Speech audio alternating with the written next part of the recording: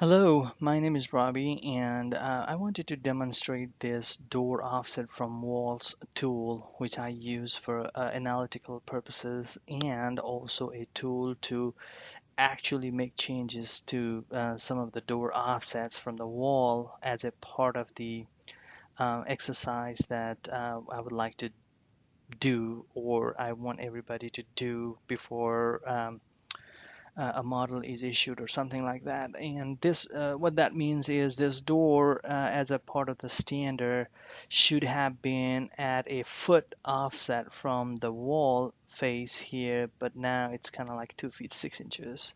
Same thing, I kind of randomly created these values around here, and I wanted to demonstrate. So apparently, just looking at it, you can't tell. So for the Dynamo part that I would like to set up, it's pretty much kind of you start with selecting walls and doors, do some analysis on it, and ultimately have a choice to whether move or not based on the true and false you select.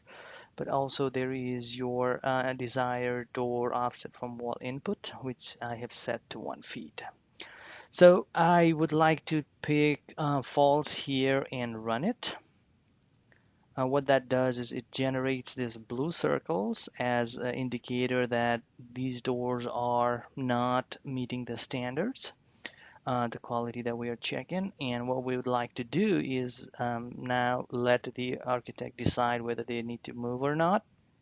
The logic for picking which door needs to move and which door doesn't isn't there yet, but thus Dynamo can be further iterated to evaluate that as well, or a Revit process to identify which door we don't want to move and consider that into the Dynamo so that it kind of picks the doors that needs to move versus everything.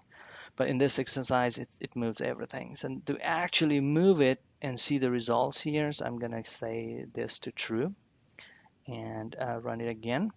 Then you can see the door kind of change their position, and these dimensions which read 1 feet now indicates that they have been corrected.